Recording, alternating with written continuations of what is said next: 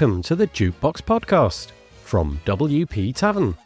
My name is Nathan Wrigley. Jukebox is a podcast which is dedicated to all things WordPress, the people, the events, the plugins, the blocks, the themes, and in this case, how to build trust and foster relationships within the WordPress community. If you'd like to subscribe to the podcast, you can do that by searching for WP Tavern in your podcast player of choice, or by going to wptavern.com/feed/podcast, and you can copy that URL into most podcast players. If you have a topic that you'd like us to feature on the podcast, I'm keen to hear from you, and hopefully get you or your idea featured on the show. Head to wptavern.com/contact/jukebox and use the form there.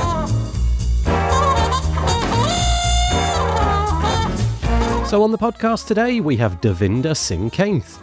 Davinder is a WordPress creative, an entrepreneur, and a sharer of knowledge. He's been in the online ecosystem for over 20 years, and his journey from blogging to design, development, and entrepreneurship is anchored in the WordPress world. He writes about WordPress every week at the WPweekly.com newsletter, and also has a sideline in website creation, coaching, and consulting. Today, we get into a discussion that extends beyond traditional agency work. We talk about the opportunities available in plugin and theme development, SEO, hosting, and more. Davinder offers his advice on trying to figure out the nuances of the WordPress ecosystem to promote your credibility and ensure longevity. We chat about the importance of having diversified revenue streams, the intricacies of targeting WordPress users with SaaS products, and the vital role that referrals play in agency success. Davinder also discusses the need for adaptability, persistence, and carving out one's unique path in the WordPress world. We also touch upon the community spirit found at WordCamp events, and the significant impact that engaging with the WordPress community can have on professional opportunities. If you're interested in practical advice on how the WordPress community can work with you, this episode is for you. If you'd like to find out more, you can find all of the links in the show notes by heading to wptavern.com/podcast, where you'll find all the other episodes as well. And so, without further delay, I bring you Davinder Singh Kainth.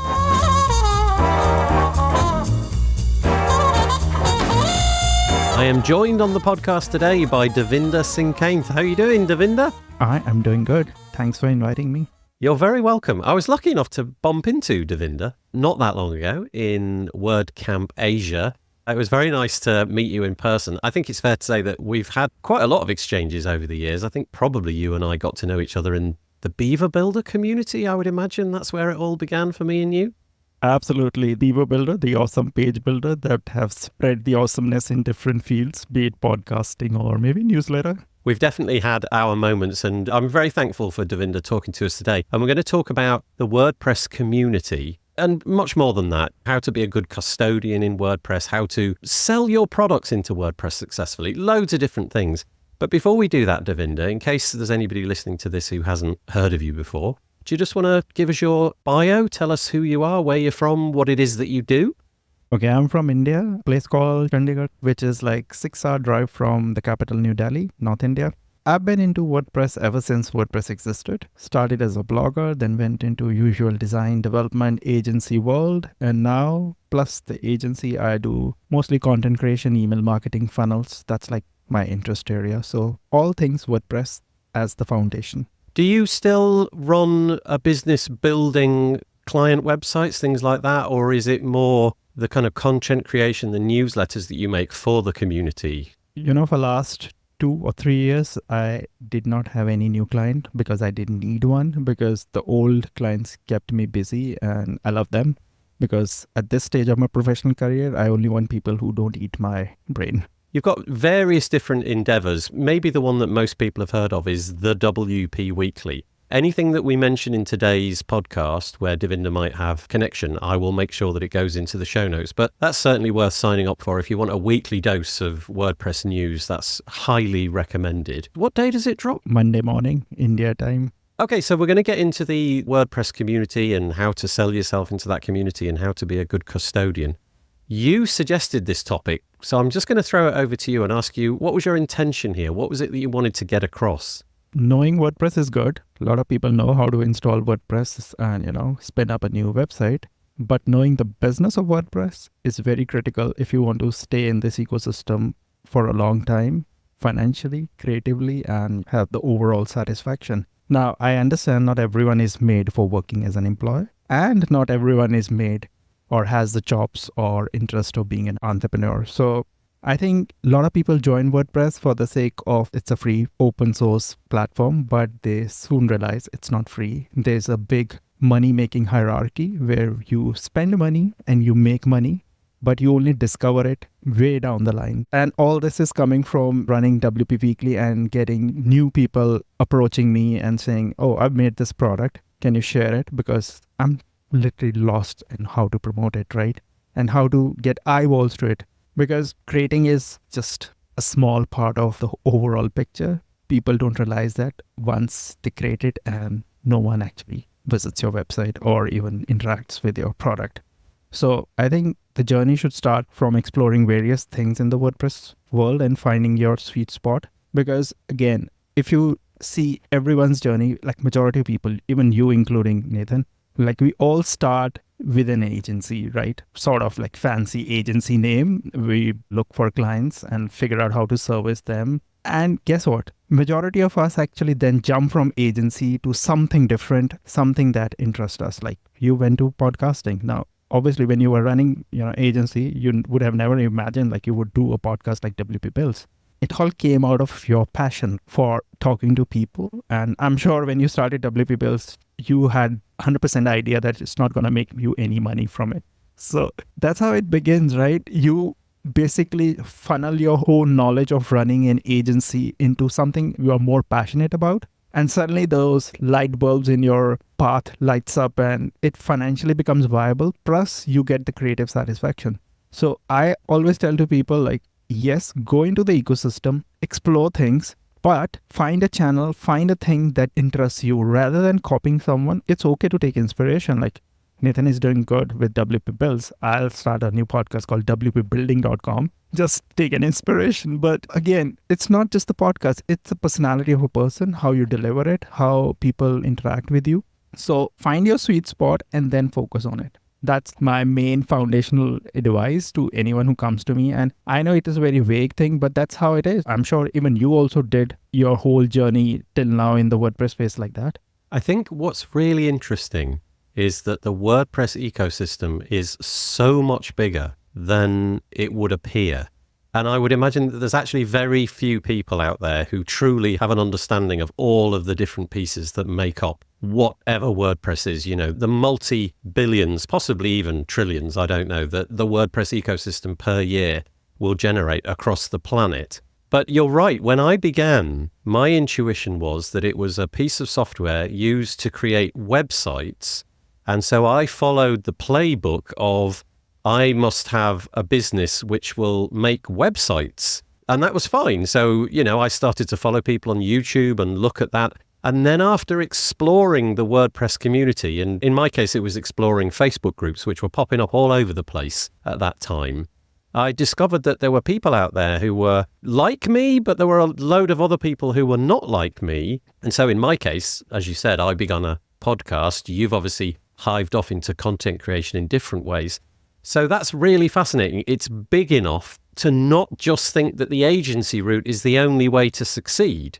There's probably thousands of different paths that you could take, whether that's being a plugin developer, a theme developer, an SEO person, into hosting in some way, content creation. Honestly, the list could go on. I could keep talking for ages, and I've talked to many of these people in the past.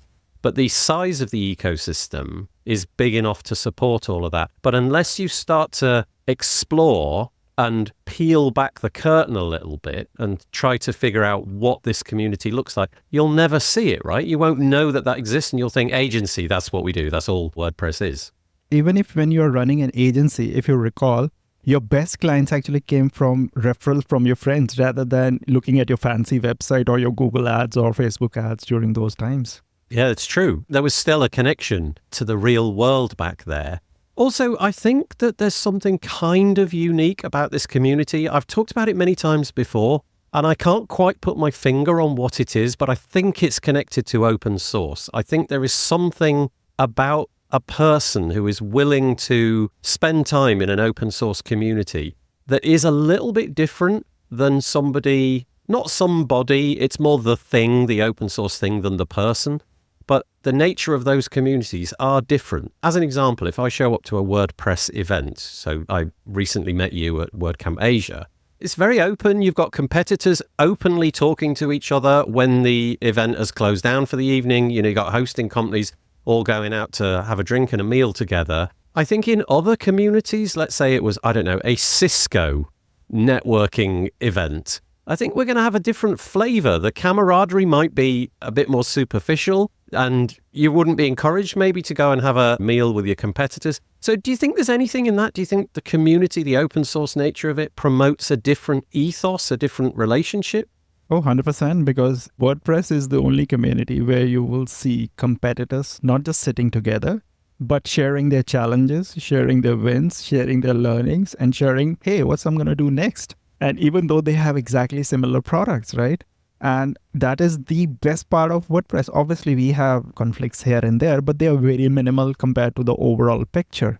And WordCamps is an excellent example. Like you see two hosting companies, booths, sponsor booths next to each other, and all the employees, all the founders, co-founders, they're talking to each other like friends, right? And you may not be using that hosting, but you still would know the people behind it, because again, it is not about the end product or the service. It's about the people, because when you talk to people, you learn a lot. If you are a good listener, you can be a good creator down the line. That's for sure. And WordCamps and other, local WordCamp meetups, they give an excellent platform and opportunity to do that. Yeah, there's absolutely loads of WordPress events going on. It obviously took a bit of a hit during and after the pandemic, but we seem to be, in some parts of the world at least, getting out of that and getting back into the real world.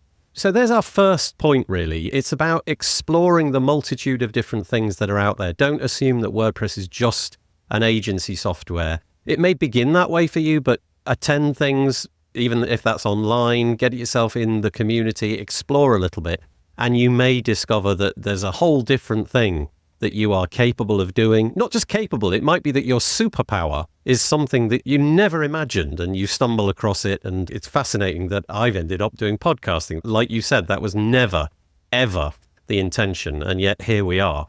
But once you've got yourself into the community, another thing that you've written in our shared show notes is about the way that you may pitch yourself or market yourself. And so I think a lot of people in the community, they'll come in and they'll build something and they'll assume that the building of that thing might be the only thing that they need to do. So build a product, build a plugin, build a theme, build a whatever it is, go to an event and then just start talking about it and assume that that's going to be all that you need to do. But I feel you're saying there's a little bit more. You need to be a little bit different, have a different approach. 100%, because before building a product, build yourself. When I say build yourself, is your visibility, your name, your expertise, the value you bring to the ecosystem. And how do you do that? It's just start connecting with people in the WordPress ecosystem. And you can do it at various platforms, at various ways, at various times. Because once you start sharing what you know, this initializes the cycle of value exchange. And you can do it at a lot of places. Even if you don't want to participate in a Facebook group, just go to official WordPress forums and start replying to questions. Some of them are really basic questions and you can just reply it and you can build your visibility. Obviously, there's LinkedIn, there's Twitter, and there's other online events like you had Page Builder Summit. It's such an amazing way to get introduced to new people who are doing the same thing in the ecosystem. So start interacting, start communicating, because again, there's a school of thought. If I'm going to spend some time listening to a podcast, reading a blog post, or participating in a Facebook group, that's like a waste of time. Why would I do that? I would just rather spend it on building my service or a product. But people forget the time that you're spending there interacting is basically you're investing. You're investing in building your portfolio in the whole ecosystem.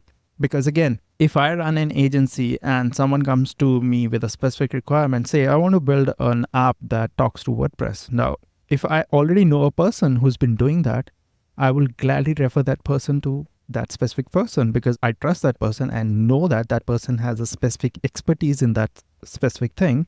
Even in your case, if someone comes to you for, say, I want to build a website with Beaver Builder, you already know people who use Beaver Builder or people who use Elementor or any other specific page builder, right? Once you're there in the ecosystem, you already know people doing what.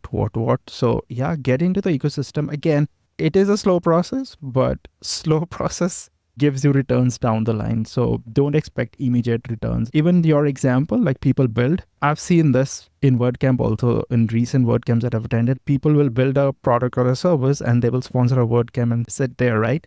Now, if you have initial money, yes, go for the sponsorship route, because again, this is also another way, another natural way of getting people introduced to yourself, because once you have your booth on there, and you have people who are working for you, they start interacting with people who are visiting it. They are also fellow entrepreneurs or service. They might be your customer, but it's just like introducing your brand, because once they know your brand, they won't feel alien when some of their customers come and ask, hey, I saw this brand. Is it good enough? And you will recall back, oh, I saw this brand. I talked to that person from that specific brand at the WordCamp. And yeah, why not? It's a legitimate, go for it. I have an intuition that it's easy for people who are not in the WordPress community, haven't been for any length of time. I think it's easy to misunderstand what will sell effectively into the WordPress ecosystem. What I mean by that, and I'm not going to mention any names, either when I talk positively or maybe negatively, but I've definitely come across individuals who have gone from no presence in the WordPress space to being able to schmooze with everybody because they've really put in that effort. And that effort that they've done, and schmooze is probably the wrong word because it has a fairly negative connotation, but they've come to the events. In some cases, they may have sponsored the events, but they've been available, they've talked to people, they've made connections, they've joined groups and they've collaborated with people. And the mere fact of doing that and being a good custodian means that now everybody knows them. If I want this kind of thing that they offer, I'm going to at least consider what they've got. Now, on the other hand, I've also come across situations where the opposite has happened. As you said, people have built things, come into the WordPress space and sort of misjudged a little bit about how that would work and very much hard sell and what have you. Again, I have an intuition that that doesn't work out for the best. And you may have your own personal experiences about that where people have approached you and wish to be marketed by you in your newsletter or whatever it may be. And it just didn't feel right somehow. So there's a lesson to be learned. Exactly. And this is very true for especially SaaS products or SaaS services that are coming into WordPress ecosystem targeting WordPress people. I had a interaction, just a normal interaction with someone who built a SaaS service and they wanted to target WordPress users to come on board. And the interaction started with like, they were telling me all the features, the fancy features and all that stuff. I'm saying, yeah, that's good. And then I asked the very basic question, like, if I'm a WordPress user, how I'm going to integrate your service on my website, right? We provide a piece of code and you just slap it there and it's done. And I said, WordPress people don't work like that. You need to have an integration plugin. Oh, we never thought about it. And I said, no, that's how WordPress ecosystem works. You got to have an integration plugin where a person installs a plugin and your site is connected to your service and it's done. And those people then went away for 6 months without anything. Then they came back after 6 months and emailed me, we got the plugin ready. Now what's next? And I said, yeah, that's the first step actually to, you need to be prepared for your entry into the WordPress ecosystem. You can't expect WordPress people, obviously they are developers and all that, but average WordPress person would prefer to install an integration plugin to connect to a service rather than getting a piece of code and then look where to paste it, right? I won't name that service, but they've been doing pretty good in the ecosystem now. I wonder how difficult it is nowadays to sell into the WordPress space. Because I imagine that if you had a fully functional plugin a decade ago, let's say, 12, 13 years ago, the space was far less crowded and you probably have been around for a while. So everybody knows you, you've become the incumbent and what have you. You probably don't need to do that work of being a part of the community and showing up to events because you've already done it and everybody knows who you are and you're the incumbent. But I do wonder how fiercely competitive it must be in the WordPress space. Let's just pick an example. Let's say that I came out with, just random thing, an SEO plugin. And we know that there's a bunch of those already and some of them enormously successful. But you've built the plugin And it must be hard to then think, gosh, I spend all this time building the plugin. Do I really have to turn up to these things? Do I really have to go and sit through, I don't know, watch through Slack channels and turn up to podcast interviews and go to events at different points in the world? Can I just sell it? Will somebody not just take it on and make it a success for me? And I think maybe a decade ago that might have been much more the case. But now I think that piece of the puzzle, if you want to be a real success in the WordPress space, I think given the competition, you have to do a bit of that. Absolutely, because building a product is just 30%. Rest 70% is marketing. And it's not just marketing your product, it's marketing yourself. You being a founder, co-founder, or a big team doesn't matter. Because if you look closely, be it a big product or a small product, most of the product has a face. Like we know, oh, Yoast, I know this person from the Yoast. GoDaddy, I know this person from GoDaddy, right? Marketing is very difficult, but if you do it in a natural way, if you're looking for immediate sales and you are completely new to the ecosystem and you don't have any existing product that can bring repetition to your new product, then it would be difficult. But again, WordPress ecosystem is very welcoming for new people who are ready to mingle and interact and share their knowledge. There are a lot of examples, like you mentioned about SEO plugin. There's so many forms plugin. Now you see WS Form, where it came up from like last few years, it's everywhere, right? Why? Because the founder is proactive and he's proactive about sharing stuff rather than promoting his plugin. Because once you know a person, you always dig out and see what's the end deal here, right? So I know it sounds very easy, go and interact in the community, but mind you, it works. Yeah, okay, that's interesting. Where is the community now, though? Because I feel there's maybe 10 different places that I could mention where you might find an aspect of the community. I'll just rattle a few off. So WordCamps, WordPress meetups, Facebook groups, Slack channels. You know, if you're looking into Track, you might find something in there. If you're into GitHub, you might find something there. There's probably all sorts of people on Twitter that you can follow. I'm on 7 and I'll stop because I could keep going, but you get the idea. Do you have any intuition these days in the year 2024, June 2024? Where would you think a good proportion of that time should go? Is there a plan that you would advise people to follow, or is it just use what you're already using and the things that you're already good with? You know, in my initial years, Facebook group was the big thing. Like I was in so many Facebook group, and not just I learned and made connections in Facebook group. Even my agency business got like 99.99% of referrals and clients from those Facebook groups. And those were amazing. I'm still part of few Facebook groups and they are still amazing and I love them. But again, I personally have stopped investing my time, or I should say bulk of my time interacting, because I'm already in various other systems. Now, last 1 or 2 years, I've been enjoying Twitter and LinkedIn more in connecting with new people, because if you see, person you will find on LinkedIn would not be there on Facebook. That person may or may not be on Twitter. So the thing is, now there's so much fragmentation of platforms, and there's one person who would love to be on one platform, one person would love to be on another platform. So you need to be, just to cater to that needs. Like I have a Facebook page for the WP Weekly on Facebook, right? But there's always someone who said, I can't tag you on LinkedIn. What's the idea? So I had to launch a page for WP Weekly on LinkedIn, even though it's an extra work for me. But again, if you want to spread your impact, spread your whole ecosystem, then you have to be on different platforms. Again, this is a time consuming thing, but whether you want to look at it as a time consuming thing or investment, that's how the whole perspective of thing goes. So if you are starting new in 2024, Facebook groups is still one of the best place to start interacting. But again, you have to be a little careful. It's not like, oh, hello, I'm this is my product, go buy it. That's not how you introduce yourself in Facebook group. That still holds true even in 2024. Follow people on Twitter, which is X now. Twitter has been amazing in last 2 or 3 years for me. Like I've learned so many things. I've interacted with a lot of people there. Yes, the issue is that it's a real time, learning and communication. You can't dig into archives and all that.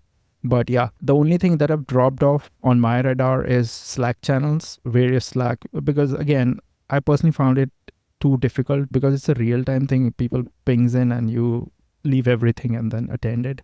I'm only in part of 2 Slack channel. One is the Make WordPress Slack official, if someone tags and all that. And the other one is like a private Slack of just 5 people, 5 WordPress people who share things other than WordPress because you need that fun element also in your online life. It's kind of interesting. Your path is quite similar to mine in that I've ebbed and flowed, and things that I was really into for a period of time, I've become more disinterested in.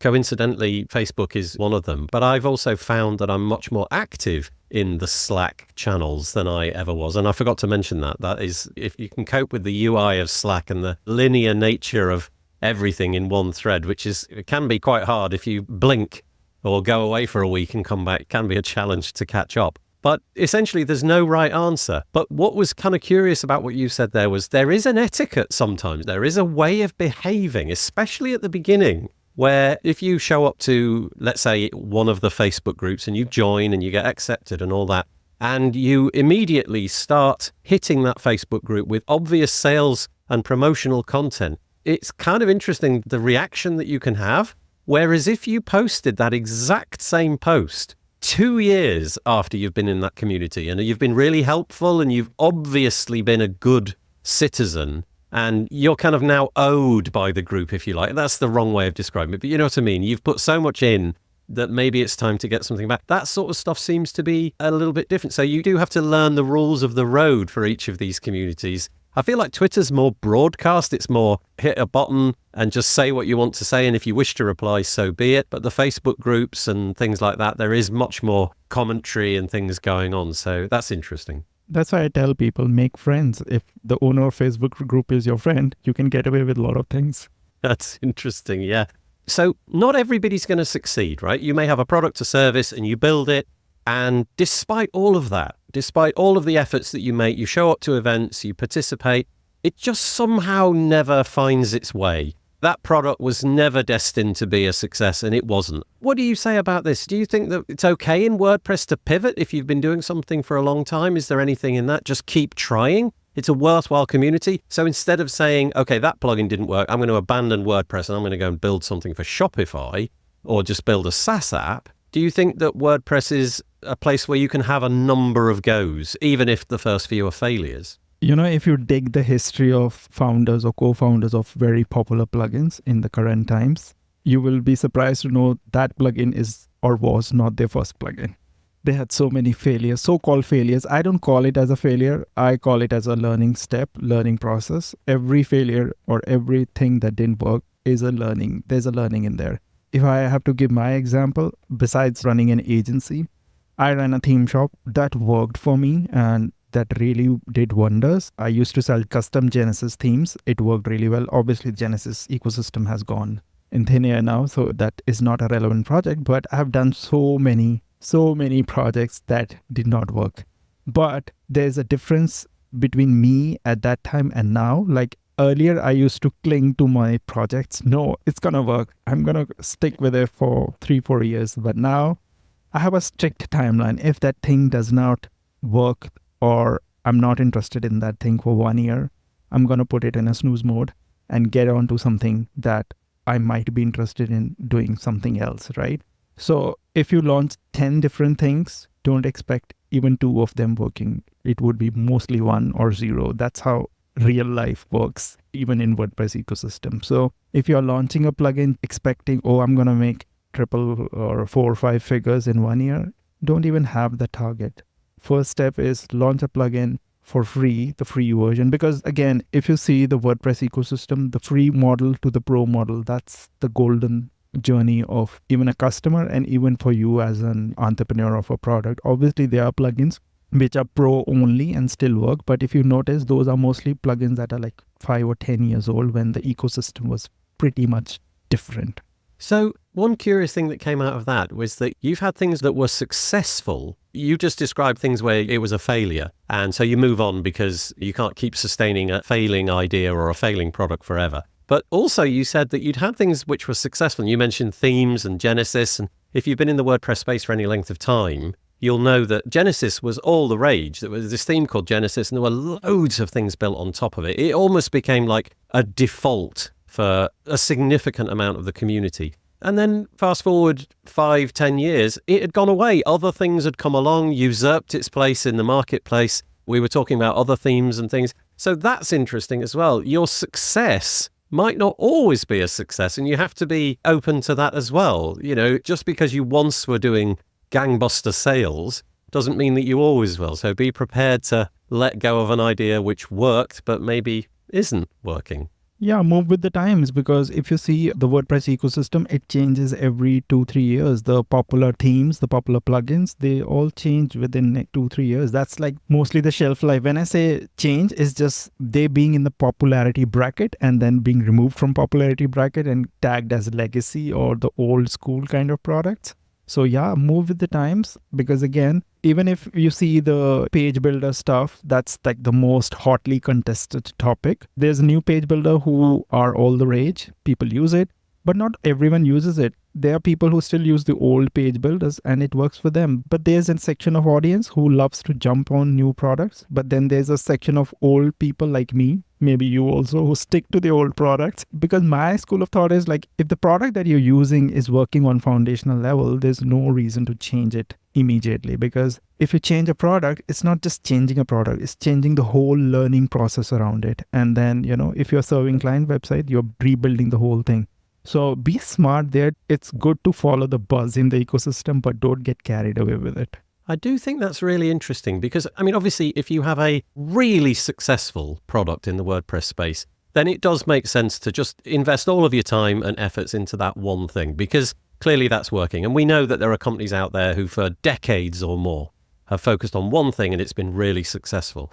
But interesting that in the back of your mind is always the thought of, what's the next thing? What could I be doing next, just in case? So you've kind of got this insurance policy idea, really, that, I've got a kernel of an idea and it's just sitting in the back there. And if I notice that this thing declines, then I'll start to operate on that. And I think that's a very sensible approach to take. So that's interesting. Having multiple streams of revenue in this time or any time in the WordPress space is very critical, because if you have 2 or 3 different places that is bringing or generating revenue for you, they will always fluctuate. But when you have multiple, they will all compensate with each other. In the end, you end up making the same amount of revenue. For example, a person working in a WordPress product company as an employee wants to launch a new plugin or new product of their own. By default, hunch of a human nature is, I'm going to leave the job and I'm start working on a product and I'm going to sell it. That sounds very interesting. That sounds very, very attractive.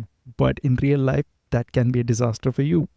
So the best idea is, yes, work on a product while you're working on a job, find a free time and run it in parallel and validate it whether it's going to work or not, because you don't want to come from 100 to 0. Come from 100 to 70 and then try to experiment things. Yeah, that's really nice advice. Fascinating conversation. So the WordPress community is big, broad. There's lots of success. There's probably a fair amount of failure as well, but I think the lasting message from here is keep trying, keep pivoting, be a good member of the community, explore the different ways that the community operates, figure out what the rules of the road are, and hopefully you'll have some success. Davinder, where do we connect with you? I know you mentioned the platforms specifically. I think Twitter and LinkedIn are your favorites at the moment, but I know that you've got a newsletter. We mentioned it at the beginning. So anywhere that you want to tell people to go to find you? My username is I as an iPhone, followed by Davinder, Davinder. I'm Davinder on every platform, LinkedIn, Twitter, Facebook, and also have a website called idavinder.com, which is a legacy, old, vintage-looking website, which needs a makeover, Own websites never get love, but I plan to redo it someday. So yeah, Davinder, I'm happy to say hi, happy to connect with. I love connecting with new people. Perfect. So we will put all of that into the show notes, along with the links to the WP Weekly as well. And it just remains for me to say, Davinder Singh Kainth, thank you very much for chatting to me today. That was really interesting. Thank you. Always nice talking to you. Yeah, thanks for inviting me.